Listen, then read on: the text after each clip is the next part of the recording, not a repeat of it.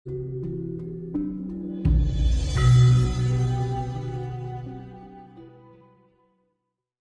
ini loh, karena apa? Kita tidak bisa mas menyeimbangkan alam. Jadi istilahnya rezeki yang ada ini tidak sepadan juga sih. Ya. Itu yang terjadi. Jadi beberapa kearifan lokal yang ada ini seandainya dilakukan seperti dulu lagi. Bayangkan mas, Majapahit dulu belum ada pestisida mas. Ya. Mereka bisa swasembada pangan. Betul. Iya kan. Bayangkan bajak sawah yang pakai sapi. Iya kan. Dia nggak usah bayar BBM. Tanah terasering juga bisa naik turun kalau pakai kerbau atau sapi. Iya kan, kotoran sapi itu menghasilkan satu pupuk organik untuk tanaman padi. Dan katakan satu kelurahan ada 5 bajak sawah yang penariknya dari sapi atau kerbau. Sudah berapa yang tersedia di satu kecamatan, kali satu kabupaten, kali satu provinsi. Iya kan. Ini yang terjadi. Jadi apalagi kalender mas, iya kan, kita jarang pakai kalender nenek moyang kita dulu, di mana kapan hama padi ada. Iya. Kalau hama padi lagi booming, kita nanam kedelai. Hama kedelai lagi banyak, ini mau besar, kita nanam jagung. Ya kayak sekarang mungkin kalau bulan Syawal ya, manusia banyak yang lagi mengadakan proses pernikahan. Tidak mungkin lagi 10 bulan lagi banyak anak kecil. Betul. Itu kan bukan rahmat Allah. Ya, dari situlah kadang-kadang hama ini juga mereka melakukan sistem kehidupan sesuai dengan kodrat mereka. Mungkin mereka ada musim kawin juga, kapan mereka itu jumlah populasinya naik dan lain sebagainya. Itu. Iya, mas. Iya, kalau menurut sekarang itu kayak budaya Jawa dan Jati sudah mulai hilang. Sekarang gini aja, selamatan aja itu loh sekarang loh. Nah, Banyak yang nggak pakai nasi kan, ya. pakai beli yang instan. Nah, Padahal sebenarnya itu kan masih dibalik dari orang Jawa kan mas. beberapa sesaji itu kan membawa pesan banyak. Betul, mas. Itu iya. mulai rempah-rempah, istilahnya sesaji atau sajen ya, atau cok bakal. Itu sebenarnya bagi saya kan itu kitab nyata mas. Iya kan, kitab nyata yang ada bahwa di situ semua unsur alam ada mas. Nah, disitulah kita berbagi untuk yang lain. Istilahnya berbagi kan harus sesama manusia saja mas. Kita bisa berbagi dan kita menghormati sesama ciptaan Tuhan. Iya. Apa salahnya sih kita rukun dengan semua makhluk Tuhan? Iya kan. Seperti tadi kan sekarang orang selalu mengambil jalan pintas. Iya kan. Bahkan mendirikan rumah aja mas.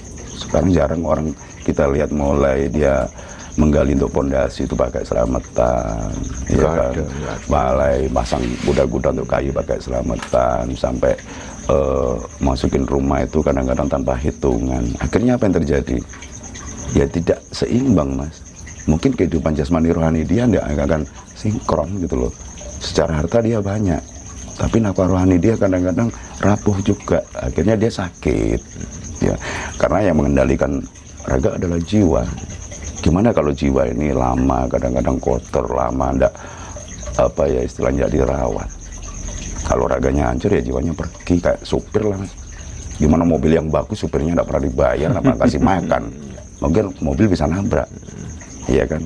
Itu yang terjadi mas. Jadi semoga aja ke depan mas, bangsa ini kembali lagi menggiatkan lagi adat istiadatnya masing-masing daerah, kearifan lokal mulai lagi digalakkan lagi. Indahnya satu kehidupan memang di sana mas. Kita jarang mas menemukan lagi seperti dulu anak kecil di 1 bulan purnama mereka main, anak mandi di sungai, iya kan, dan mereka hidup dengan alam. Bayangkan anak-anak kecil sekarang kalau dilepas di hutan dia bingung mas, dia harus makan apa. Iya kan, tapi zaman kita dulu istilahnya di saat kita masuk ke hutan survival betul sih. Kita harus makan apa, minum dari air yang di sungai, di situ air mentah nggak apa-apa juga kan. Gitu. Dan kekebalan tubuh kita terbentuk secara alami. Satu, kedua, kita bisa berinteraksi dengan alam yang ada di sekitar kita. Jadi kita tidak asing dengan mereka. Itu yang terjadi. Jadi untuk selamatan tadi memang berkurang mas. Iya. Gitu loh. Jadi kalau bisa sih ya mulailah kearifan lokal ini diangkat kembali sih. Gitu loh. Terserah dari mereka sih mau enggak, tapi setidaknya itulah kebudayaan kita yang begitu adiluhung, yang lahir dari pemikiran beliau-beliau masa lalu itu. Karena kita tidak bisa mengupas apa sih yang ada di itu, akhirnya menganggap sesuatu itu sepele. Itu yang terjadi. Apa hilangnya atau lenyapnya kebudayaan kita, adat kita ini merupakan salah satu yang disebabkan adanya ajaran-ajaran impor yang masuk itu, Mas Danang. Ya, saya pikir ya juga, tapi tidak 100% di situ, Mas. Banyak ajaran impor yang masuk, tapi tergantung kekuatan kita, Mas. Iya, betul. Mampu tidak menahan, mampu nggak mempertahankan ajaran kita sendiri.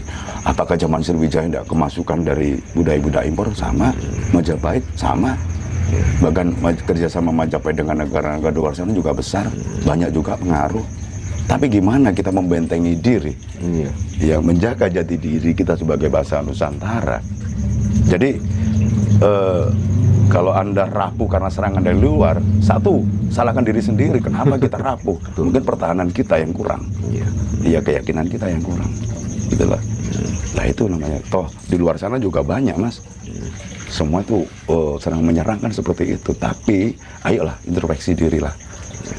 Kalau kita sampai kalah berarti kan kita kurang kuat. Bentengnya kurang kuat ya, Mas. Iya, kayak kita lah, Mas. Kalau kita sakit berarti imun kita kurang baik kan.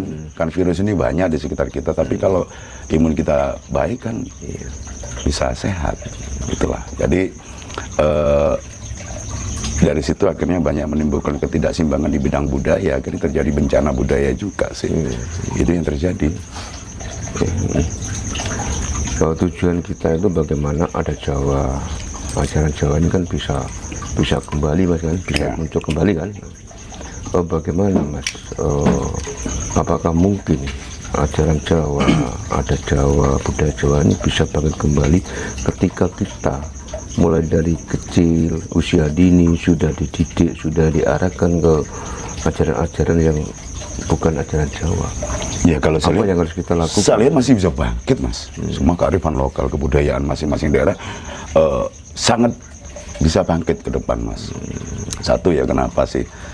Kita jangan terlalu melihat sisi generasi kita, masyarakat kita kadang-kadang sudah tidak melakukan beberapa tradisi-tradisi yang ada. Tapi tengoklah, masyarakat kita yang di pegunungan, yang di laut masih banyak, Mas. Masih banyak jumlahnya. Saudara-saudara kita di luar sana yang masih ngugemi, iya kan, tentang kebudayaan dari leluhurnya masih banyak, Mas. Jadi jangan berkecil hati, Mas. Yakin Jawa akan bangkit, Madura akan bangkit, Nias akan bangkit, Papua akan bangkit, Bali, Ternate, Bone dan lain sebagainya. Karena apa, Mas? Di dalam jiwa mereka ini masih ada darah-darah dari leluhurnya. Ayo kita bentengin diri kita yang saat ini dengan kuat, Mas. Itu kadang-kadang jangan terlalu banyak menyalahkan serangan dari luar, karena kita sendiri lemah. Itu loh yang terjadi. Berarti kita harus kembali ke jati diri, Mas, ya? Harus, Mas. Harus, wajib itu, Mas. Kalau kita nggak mau asing, Mas. Gimana Anda turun ke lapangan sepak bola tapi dengan kostum bola voli dan Anda melakukan olahraga bola voli, bisa Anda pegang bola handball, Anda akan kena pelanggaran. Jadi tahu medan lah, Mas. Jadi kembali ke jati diri sebagai manusia Nusantara, sebagai orang-orang Indonesia yang berkepribadian dan tetap berpegang teguh pada Pancasila, Merah Putih dan Bhinneka Tunggal Ika dan Hana Dharma Mangkarwa itu, karena tidak bisa ditawar lagi, Mas. Udah final kan, Pancasila udah final seperti itu. Jadi kalau tidak mau asing dengan lingkungannya ya menyatulah. Itu karena apa? Dunia ini siklusnya berputar, Mas. Ya kan kembali ke titik, habis 12 akan ke 1 lagi, Mas. Dari situlah saya sangat yakin bahwa kebudayaan tradisi ini akan bangkit lagi, Mas. Yakin, Mas, itu, Mas, ya? Sangat yakin, Mas. Sangat yakin dan percaya diri banget sih. Terserah kalau di luar sana orang-orang nggak percaya, itu hak mereka, Mas. Tapi saya percaya karena melihat perkembangan terakhir hampir 10 tahun ini. Lihat aja upacara-upacara bersih desa, ya kan, upacara panen raya, labu dan sebagainya, ini semakin marak, Mas. Ini terbukti ada satu kerinduan masyarakat kita terhadap tradisi masa lalu, ya kan, yang terjadi seperti itu. Ya semoga sih pemuka adat yang ada di daerah masing-masing ini bisa nanti meregenerasi ke generasi mendatang. Itulah. Ya. Banyak pelaku spiritual yang mengatakan, memprediksi bahwa nanti Indonesia ini akan menjadi mercusuar dunia, dan Jawa ini nanti akan menjadi kiblatnya orang seluruh dunia. Iya. Bagaimana pandangan Mas Nanang terkait dengan statement dari? Ya kan saya percaya banget, percaya Mas ya. Percaya banget, dan itu menjadi satu keyakinan bagi saya pribadi. Karena apa? Mercusuar, Mas. Sebesar apapun kapal itu penerangnya adalah mercusuar. Iya kan? Lihat ke laut atau ke pantai ya. Kapal itu akan menuju mercusuar sebagai pencerah. Jadi kita di Nusantara ini saya yakin banget, Mas. Kita sudah dianugerahi sumber daya alam yang begitu dahsyat, Mas. Iya. Mulai dari dalam tanah sampai di atas tanah, Mas. Belum SDM-nya. Iya kan. Kita orang cerdas, Mas. Bangsa-bangsa cerdas, Mas. Kita ini bukan sembarangan bangsa sebenarnya, Mas. Itulah. Jadi jangan terlalu mau dibodohi. Kita nggak bodoh kok sebenarnya. Nggak bodoh. Itulah yang terjadi. Jadi masalah kebangkitan Nusantara untuk menjadi mercusuar dunia itu udah pasti bagi saya. Cuman masalah waktu aja. Waktu aja. Karena apa? Saudara-saudara kita di luar sana berani bilang seperti itu. Beliau sudah menangkap sinyal-sinyal dari alam seperti itu. Itu loh. Kalau ada yang tidak percaya, mungkin beliau tidak menyimak tentang sinyal-sinyal itu. Ya mungkin Anda satu keluarga ada di grup WA yang berbeda. Otomatis informasi akan berbeda juga. Iya kan? Apalagi Masnya ini masuk di satu komunitas. Mungkin istri Anda tidak akan tahu apa yang lagi tren di komunitas sampean. Sama sih. Dan ini wujud dari satu kebinekaan, satu perbedaan yang saling melengkapi, saling membutuhkan. Begitu indahnya di saat gado-gado ini bercampur tanpa dia harus dirubah. Kentang tetap kentang, toginya tetap toge, lontong tetap lontong, tanpa merubah. Tapi dia rukun dengan sambal kacangnya tadi. Nah, simpel aja kan dari situ. Kita menghormati perbedaan, semakin banyak perbedaan semakin indah. Bayangkan kalau Masnya melukis di kanvas putih pakai cat putih, apa? Cenderung yang sama enggak enak, Mas. Kopi ini antara pahit dan manis, antara hitam dan putih, dia rukun, Mas. Tapi di saat campur kita bisa merasakan manis dan pahitnya kopi. Tapi coba dipisahkan. Kalau sudah jadi minuman kopi, Anda bisa enggak memisahkan mana gula sama kopinya? Simpel aja kan seperti itu. Jadi perbedaan itu sebenarnya anugerah, Mas. Indah, Mas. Iya kan? Itu yang terjadi. Apa yang harus kita lakukan, Mas, sebagai orang Jawa, orang Nusantara, agar cita-cita Indonesia sebagai mercusuar dunia ini bisa terwujud? Ya berperilaku baik, Mas. Karena semua ada karmanya, Mas. Iya kan? Apa yang kita tanam itulah yang berbuah. Jangan sampai kita nanam padi nanti berharap berbuah mangga. Apa kontribusi kita terhadap alam semesta yang sudah kita lakukan? Sudahkah kita bersyukur? Sudahkah kita minta maaf? Sudahkah kita merawat alam dengan baik? Ya kan? Sudahkah bisa bersinergi dengan yang lain? Iya kan? Gimana sih kita merukunkan satu keluarga di rumah ini? Kalau satu keluarga ini udah rukun dengan baik, otomatis akan kokoh di situ.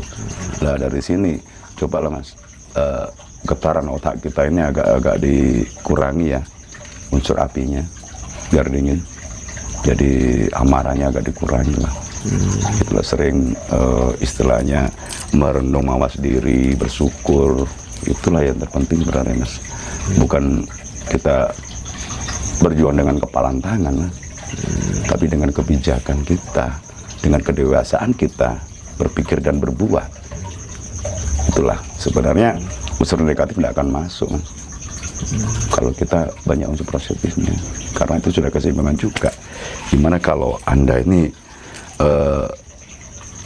kuat tentang keimanan Anda, mungkin Anda akan terpengaruh walaupun Anda di rumah ini dekat dengan orang-orang penjual miras dan lain sebagainya. Semua dari diri sendiri, Mas. Jadi dari situ kalau masing-masing individu ini sudah kuat, saya yakin sudah lama kok. Itulah membuka kesadaran tadi sebagai bangsa Nusantara. Salah satunya dengan kita sebagai orang Jawa masih menjunjung kearifan lokal, terus menyatu dengan alam itu juga nanti akan bisa. Iya, Mas. Itulah kita lakukanlah apa yang dilakukan beliau dulu. gitu loh. Jangan berharap terus tapi tidak melakukan apa-apa gitu loh. Jangan menunggu terus tidak melakukan action. Iya kan. Ayolah kita bergerak sama-sama di situ dengan kearifan lokal masing-masing, saling menghargai, menghormati. Nah itu loh Mas, indahnya hidup di situ loh. Iya kan, biar kita tahu sisi baiknya dunia, nggak selalu sisi jelek terus pertikaian. Seperti kita mengenang satu sejarah besar masa lalu yang selalu mempelajari kudeta, perebutan kekuasaan saja. Mana sih indahnya alam Majapahit, indahnya alam Sriwijaya, Singosari, Pajang, iya kan? Nah itulah kenapa sih kita tidak melihat sisi positifnya, selalu negatif. Kalau Anda melihat durian, lihat duriannya tidak mau makan Mas. Carilah yang baik di dalam buah durian itu, iya kan? Kalau Anda lihat kulitnya saya malas Mas. Itulah semua ada di situlah. Banyak juga Mas kalangan spiritual itu yang memprediksi, bahkan mengatakan bahwa nanti Pulau Jawa ini akan berbelah dua. Nah, saya juga berpikir Mas, apakah konteks berbelah dua ini ajarannya memang terbelah menjadi dua atau memang pulaunya terbelah? Itu arti kiasan atau real di lapangan kan gitu kan? Iya kan, Pulau Jawa terbelah dua. Cuman saya juga masih bingung ini pecahnya ini dari barat ke timur atau dari utara ke selatan, antara pantai utara ke selatan atau pantai timur ke Jawa. Itulah yang terjadi. Kalau saya melihat sih itu satu sanepan, Sanepan Mas ya. Sanepan Mas, itulah.